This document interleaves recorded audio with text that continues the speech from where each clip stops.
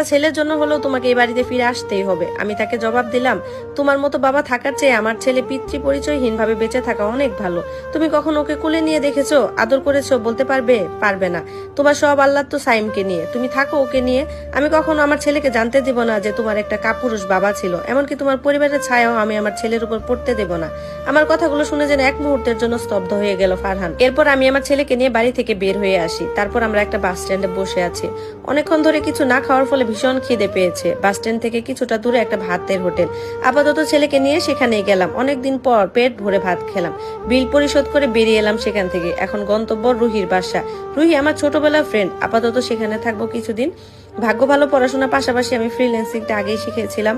পড়াশোনার পাশাপাশি ফ্রিল্যান্সিং করতাম, মাঝে মাঝে ভালো অঙ্কের টাকাও আয় করতাম, আর সেই টাকা দিয়ে নিজের আর ছেলের প্রয়োজন থাকলে সেগুলো খরচ করতাম। ফ্রিল্যান্সিং করার বিষয়টা রুহি ছাড়া আর কেউই জানতো না। অবশ্য রুহি না থাকলে আমার ফ্রিল্যান্সিংটাও শেখা হতো না। গাড়িটা এসে রুহিদের দোতলা বাড়ির সামনে এসে থামলো। ভাড়া মিটিয়ে সদর দরজায় গিয়ে কলিং বেল বাজালাম। একটু পর একজন মহিলা এসে দরজা খুললো। মহিলাটিকে আমি চিনি, জমেলা খালা, রুহিদের বাসায় কাজ করেন। আমাকে দেখে জমেলা খালা আন্টি মানে রুহির আম্মুকে ডাকতে থাকে। বড় ভাবি দেখেন কে আইছে, সারা আপামনি আইছে। এখানে সবাই আমাকে সাইরা না সারা বলে ডাকে। জমেলা খালার ডাকে ভেতর থেকে আন্টি আর রুহি বেরিয়ে আসে। কে এসেছে খালা, আর তুমি এভাবে চিৎকার করছো কেন? দরজার সামনে আমাকে দাঁড়িয়ে থাকতে দেখে রুহি হঠাৎ দৌড়ে এসে আমাকে জড়িয়ে ধরে। দোস্ত, তুই এতদিন পর, বিয়ের পর তো আমাকে ভুলেই গিয়েছিলি। জানিস আমরা তোকে কত মিস করেছি, তোকে দেখে কতটা খুশি হয়েছি তোকে বলে বোঝাতে পারবো না। রুহি সত্যিই বলছে, বিয়ের পর ওদের সাথে কথা বলার সময় অবধি আমি পাইনি। রুহি এবার আমাকে ছেড়ে দিয়ে শারিদকে কুলে নিয়ে আদর করতে লাগলো। আমি গিয়ে আন্টির সাথে কুশল বিনিময় করলাম। আন্টি জমেলা খালাকে রান্নাঘরে পাঠিয়ে দিয়ে আমাকে নিয়ে ভিতরে আসতে লাগলেন। আমাদের পিছু পিছু রুহি শারিদকে নিয়ে আসছে। নতুন জায়গায় নতুন মানুষ দেখে ফেল ফেল করে তাকিয়ে আছে শারিদ। আন্টি শারিদকে কোলে নিয়ে কিছুক্ষণ আদর করে দিল, আর সাথে অনেকগুলো চকলেটও দিলেন।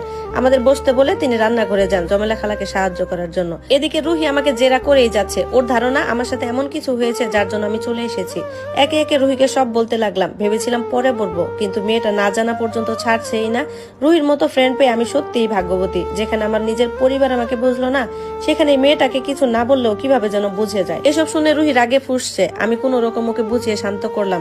আপাতত এসব কিছু আন্টি আঙ্কেলকে বলতে মানাও করে দিলাম। সাথে বললাম ওদের বাসায় কিছুদিন থেকে নতুন বাসা খুঁজবো, তারপর সেখানে থাকবো। কিন্তু এতে রুহি দ্বিমত প্রকাশ করলো আর বললো, বাসা খুঁজতে হবে কেন? তুই আমাদের বাসায় থাকবি। আমরা কি তোর পর হয়ে গেছি যে আমাদের বাসায় থাকতে পারবি না?